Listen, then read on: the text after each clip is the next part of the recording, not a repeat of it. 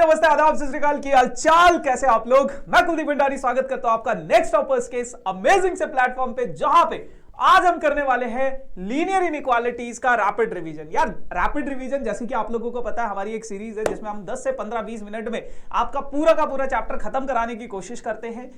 एक चीज मैं हर सेशन के स्टार्ट में बोल रहा हूं और आज फिर बोलूंगा, ये जो सेशन है ये सिर्फ और सिर्फ आप लोगों की रिवीजन के लिए। अगर आप लोग इसका डिटेल्ड कॉन्सेप्ट सीखना चाहते हो तो उसके लिए इसी वीडियो के डिस्क्रिप्शन में मेरा वन शॉट है पूरा का पूरे चैप्टर का, जिसमें मैंने 1-1.5 घंटे में इस चैप्टर को खत्म करा है। हर एक बेसिक कॉन्सेप्ट को बहुत बारीकी से समझा है। ये जो सेशन है सिर्फ उन बच्चों के लिए है जिनका एग्जाम कल है या परसों है, कुछ दिनों बाद उनका एग्जाम है और वो बस एक रिवीजन, क्विक रिवीजन ढूंढ रहे है ना, क्योंकि एग्जाम टाइम पे आप लोग इतना लंबा वीडियो नहीं देख सकते, इसलिए मैंने 10 से 15 मिनट में बनाने की कोशिश करी है कुछ सेशन की। तो बढ़ते हैं आगे बिना किसी देरी के साथ और जानने की कोशिश करते हैं कि लीनियर इनइक्वालिटीज में क्या क्या चीजें। तो यार अगर मैं बात करूं लीनियर इनइक्वालिटीज की, तो लीनियर इनइक्वालिटीज में आप लोगों को ये समझना होगा। देखो, पहले आप लोगों के पास एनसीईआरटी में बहुत सारी चीजें होती थी, ग्राफ हुआ करता था, लीनियर इनइक्वालिटीज इन 2 वेरिएबल्स हुआ करते थे, लेकिन अब यहां पे आप लोगों के पास लीनियर इनइक्वालिटी इन 1 वेरिएबल है। 1 वेरिएबल का मतलब आपको समझ में आ गया कि सिर्फ एक ही वेरिएबल होगा, और लीनियर का मतलब होगा जहां पे आप लोगों के पास उस वेरिएबल की पावर x+2 ऐसा सा कुछ होगा। वेरिएबल की पावर क्या होगी? 1 होगी, तो उसे बोला जाता है linear inequality in 1 variable. Inequality का मतलब क्या होता है? जब आपके पास ऐसा कोई सिंबल आ जाए, या लेस देन का कोई सिंबल आ जाए, या ग्रेटर देन इक्वल टू आ जाए, या लेस देन इक्वल टू आ जाए। अब इनइक्वालिटीज को 2 इनइक्वालिटी में डिस्ट्रीब्यूट किया गया है, एक होता है स्लैक और एक होता है स्ट्रिक्ट इनइक्वालिटी। स्लैक इनइक्वालिटी वो इनइक्वालिटी होता है जब आपके पास ग्रेटर देन और लेस देन के साथ साथ इक्वल टू का सिंबल भी आता है, और स्ट्रिक्ट क्या होता है? जब आपके पास ग्रेटर देन और लेस देन का ही सिंबल रह जाता है।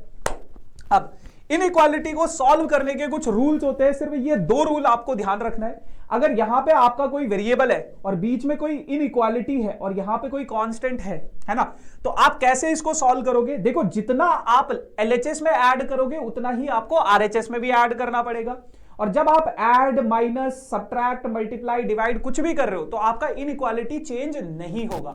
लेकिन अगर आप किसी नेगेटिव साइन से, किसी नेगेटिव नंबर से मल्टीप्लाई या डिवाइड करोगे, ध्यान से सुनना, मल्टीप्लाई या डिवाइड करोगे तो आपका इनइक्वालिटी चेंज हो जाएगा। जैसे अगर मैं आपको उदाहरण के लिए बताऊं, अगर मान लो मेरे पास x+2 इज ग्रेटर देन 4 है, मान लो, तो अगर मैं यहां पे -2 कर दूं तो मुझे यहां पे भी -2 करना पड़ेगा और इनइक्वालिटी में कोई फर्क नहीं पड़ेगा, है ना। तो ये आपका आ जाएगा x इज ग्रेटर देन 2 आ जाएगा।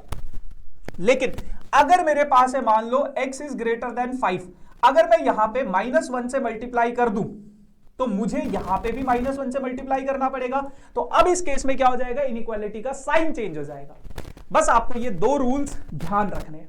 कितना समझ में आ गया? आप कुछ सवालों को कर लेते हैं और जानने की कोशिश करते हैं कि कैसे आप अपने इन सवालों को सॉल्व करते हो। तो एक आपके पास बहुत प्यारा सा सवाल आता है कि आपको इस इनइक्वालिटी को सॉल्व करना है और उसके बाद आपको बताना है कि x अगर कोई रियल नंबर होगा, इंटीजर होगा और नेचुरल नंबर होगा तो उनकी वैल्यूज क्या होगी। तो सबसे पहले यहां पे -4x था, तो मैंने क्या किया? -4 से डिवाइड कर दिया दोनों तरफ। -4 से डिवाइड किया तो यहां पे तो ये पूरा कट गया, यहां पे बचेगा x, और यहां पे क्या हो जाएगा आपके पास? -15/2। अब इस -15 x की वैल्यू क्या है? -15/2 से छोटी है। अगर x कोई रियल नंबर है, तो देखो, अगर मैं इसको नंबर लाइन पे समझने की कोशिश करूं, यहां पे -15/2 है, तो रियल नंबर होगा तो इससे छोटे जितने भी नंबर होंगे वो सारे के सारे x में इंक्लूड होंगे, यानी कि जो x की वैल्यू होगी -∞ से -15/2। अच्छा, अगर x कोई इंटीजर है तो फिर दोबारा से अगर मैं इसको नंबर लाइन पे बनाने की कोशिश करूं, यहां पे -7 होगा, यहां पे -8 होगा और यहां पे -7.5 होगा, यानी कि -15/2। फिर उसके बाद इधर होगा -6, इधर होगा -6, इधर होगा -6, इधर होगा -8, इधर होगा -9, इधर होगा -∞। तो x की वैल्यू जो है -15/2 से छोटी होनी चाहिए, लेकिन सिर्फ इंटीजर लेने, तो इंटीजर में क्या होगा? -7 होगा, -8 होगा, -9 होगा, है ना। लेकिन -7 भी हम इसमें इंक्लूड करेंगे, ठीक है ना। x क्या है? एक इंटीजर है, तो क्या हो जाएगा आप लोगों के पास? -7 भी इंक्लूडेड होगा, है ना, क्योंकि -15/2 -7 इंक्लूड नहीं होगा, क्योंकि -15/2 तो यहां पे होगा, सॉरी, -8 और माइनस इसके बीच में, है ना। -15/2 यहां पे होगा, यहां पे नहीं, यहां पे होगा 8 और 7 के बीच में। ठीक है, तो -8 तक चला जाएगा ये माइनस इंफिनिटी से।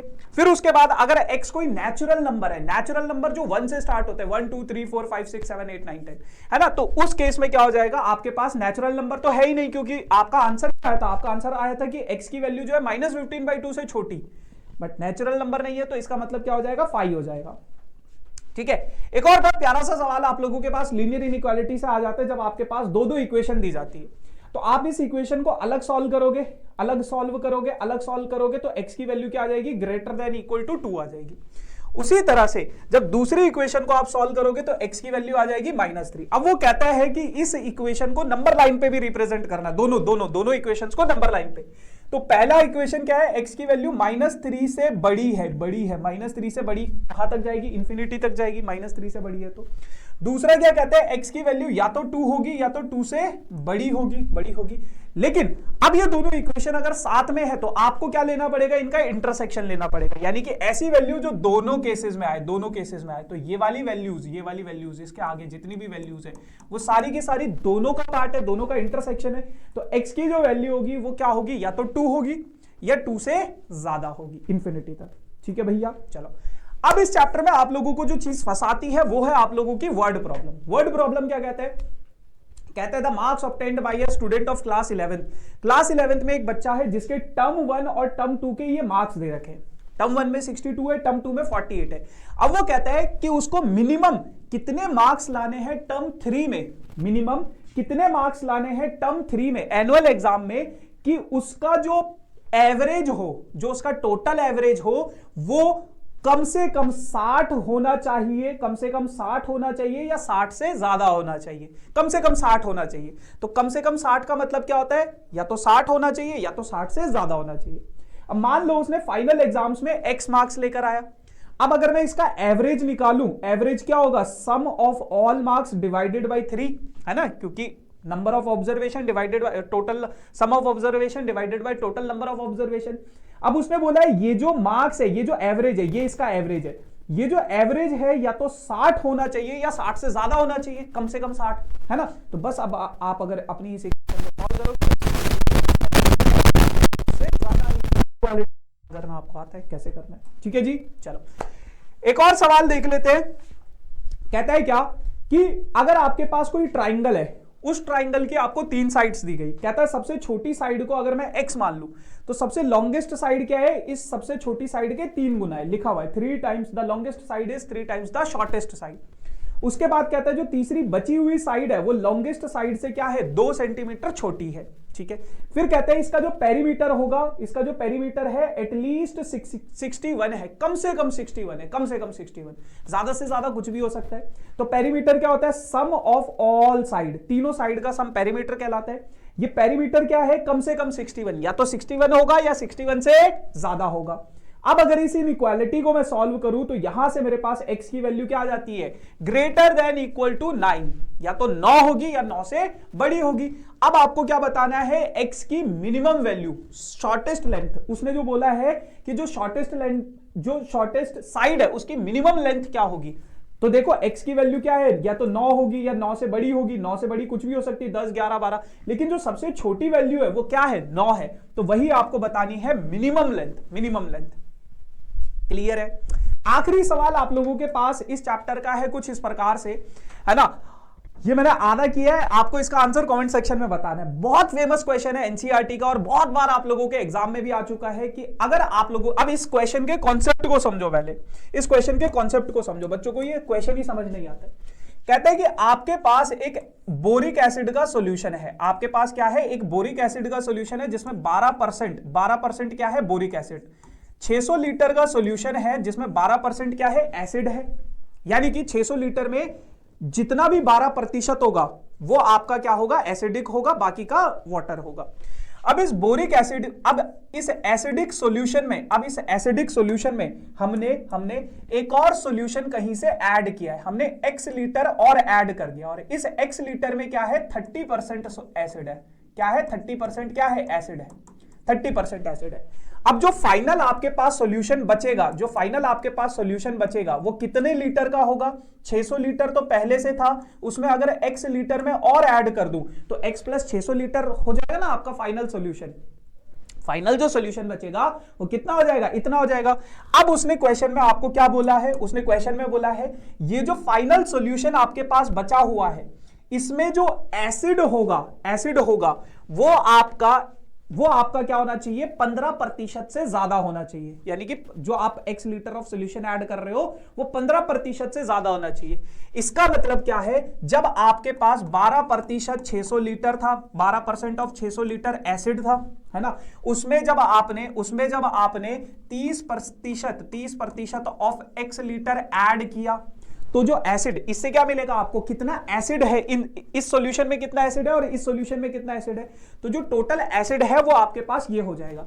अब वो क्या कहता है, ये जो एसिड होगा ये किससे ज्यादा होना चाहिए, 15% ऑफ टोटल, और टोटल क्या है 15% ऑफ x प्लस 600 से ज्यादा होना चाहिए। और यही एसिडिक सॉल्यूशन, ये जो आपके पास दिया गया है, ये क्या होना चाहिए, ये आपका 18% से कम होना चाहिए टोटल से। तो बस उसकी इक्वेशन मैंने आप लोगों को बना के दिखा दी है कि इस तरीके से आपको इसको लिखना है, ऐसा ये इससे 15% से ज्यादा है और 18% से कम है।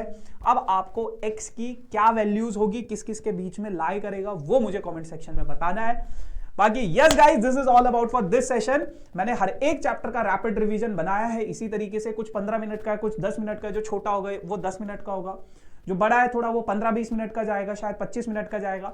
तो ये आप लोगों के सिर्फ और सिर्फ रिवीजन पर्पस के लिए। मेक श्योर कि अगर आपको बड़ा वीडियो देखना है तो इसी वीडियो के डिस्क्रिप्शन में लिंक है। आगे thank you so much, tata bye bye.